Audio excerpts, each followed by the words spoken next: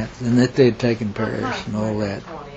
Then we began to hear more about the Russians coming through Poland, and we'd get a daily update on where the Russian front was. Were there any Russian prisoners, military or civilian, in your prison? Not in our prison, but just across the road from us. There was a Russian prison camp. Okay. And we found out later there were some French that were in a forced labor camp that was less than a mile from us.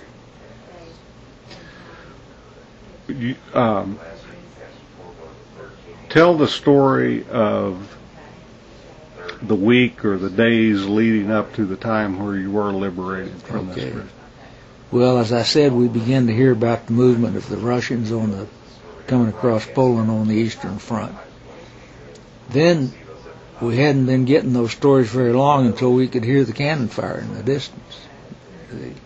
They were big explosions. And it seemed like that they were getting louder and coming closer. And we even got to the point where we'd go out and look in the compound before they would shut us down for the night in the barracks. We'd go out and shout, "Come on, Joe." Well, they finally, the Germans figured out who we were talking about, and they said they'd shoot us if we kept doing that. Joe Stalin. Yeah. Okay. But we could hear them coming for about 2 weeks, 10 days, 2 weeks. How did you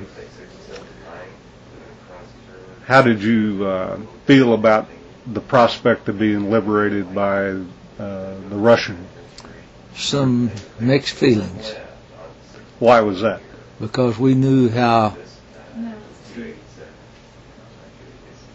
massive their forces were, and how powerful, and what a grudge they had against the Germans, that we were afraid that we'd just get plowed under with the Germans when they came across our part of the country.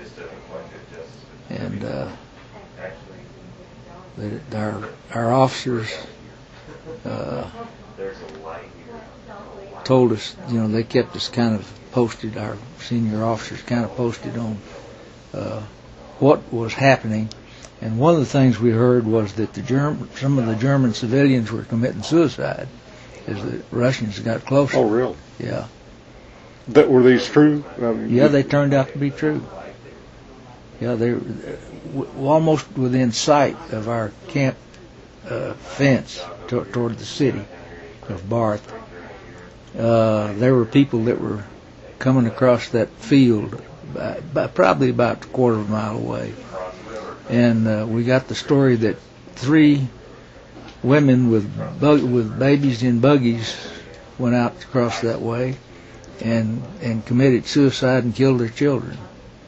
Now, some of this we don't have any way of knowing whether it was true or not, but there were German sources on it.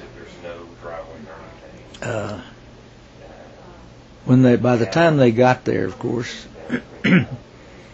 all of the German military was gone. Our camp officers, camp German officers and enlisted men left somewhere around midnight the night before the Russians got there. And the story that I've read about it since then is that they had a big meeting for almost 24 hours, during almost 24 hours time, with our senior officers about how they were going to leave, and had an agreement that we would not pursue them or harm them if they would leave if the Germans would leave peacefully. That our people wouldn't do anything to endanger them. Okay. So, what was the situation like the day after? What kind of information were you given by the military command within the prisoners? They told us to stay put, stay inside. The fences were still up.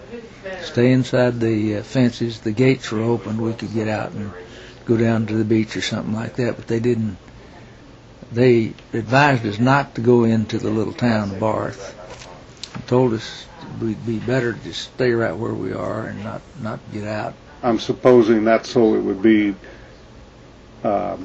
less likely you would be confused with anybody other than who you are. Yeah. Okay. Because the Russians had very little contact with Americans at all. So we weren't real sure they knew who we were.